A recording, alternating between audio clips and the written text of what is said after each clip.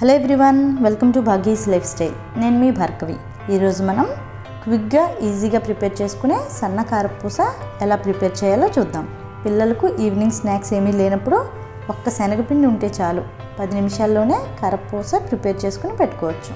ఒక బౌల్ తీసుకొని దానిలో 1 కప్పు శనగపిండిని వేసుకోండి. ఇది అప్రాక్సిమేట్గా 150 గ్రామ్స్ ఉంటుంది. రుచికి సరిపడా సాల్ట్, 1/2 టీ స్పూన్ కారం వేసి ఒకసారి మిక్స్ చేసుకోండి. ఇలా వాటర్ పోయకుండా ఒకసారి మిక్స్ చేస్తే మనం వేసిన సాల్ట్, కారం ఈవెన్గా కలుస్తాయి.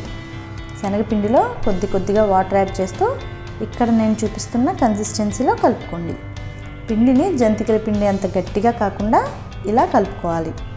వాటర్ మరీ ఎక్కువైతే ఆయిల్ పీల్చేస్తుంది. కొద్దిగా వాటర్ని యాడ్ చేసుకోవాలి. మనం పిండిని కలుపుకుని రెడీగా పెట్టుకున్నాం కదా. ఇప్పుడు కారపూస ఎలా చేయాలో చూపిస్తాను. జంతికల గొట్టం తీసుకుని సన్న కారపూస దూసే ప్లేట్ని పెట్టుకోండి. జంతికల గొట్టానికి కొద్దిగా ఆయిల్ అప్లై చేస్తే పిండి అంటుకోకుండా స్మూత్గా జారుతుంది. కలిపిన పిండిని జంతికల గొట్టంలో పెట్టుకోండి. నేను కలిపిన పిండి కరెక్ట్గా సరిపోయింది. మీరు కారపూస చేసే క్వాంటిటీని బట్టి శనగపిండిని పెంచుకోండి.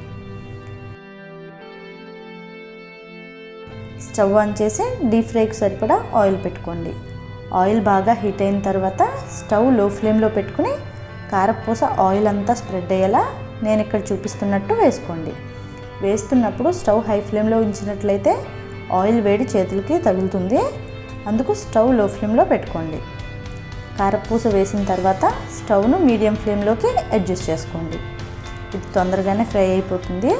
రెండవ వైపు కూడా టర్న్ చేసుకుని ఫ్రై చేసుకోండి. రెండు వైపులా ఈవెన్గా ఫ్రై అయిన తర్వాత చివరిలో కరివేపాకు చల్లుకోండి. ఇలా మనం కలిపిన పిండిని అంతటినీ కూడా కారపూసలో తీసుకోండి. ఇది 8 డబ్బాలు పెట్టినట్లయితే 1 మంత్ వరకు స్టోర్ చేసుకోవచ్చు. చూసారు కదండి, చాలా ఈజీగా తక్కువ టైంలోనే కారపూసను ప్రిపేర్ చేసేసుకోవచ్చు. మీకు ఈ రెసిపీ నచ్చిందా? ఈ వీడియోని లైక్ చేసి మీ ఫ్రెండ్స్ అండ్ ఫ్యామిలీ మెంబర్స్కి షేర్ చేయండి. భాగీస్ లైఫ్ స్టైల్ ఛానల్ను సబ్స్క్రైబ్ చేయడం మర్చిపోవద్దు. నెక్స్ట్ వీడియోలో మరొక రెసిపీతో మళ్ళీ కలుద్దాం. అంతవరకు కీప్ వాచింగ్.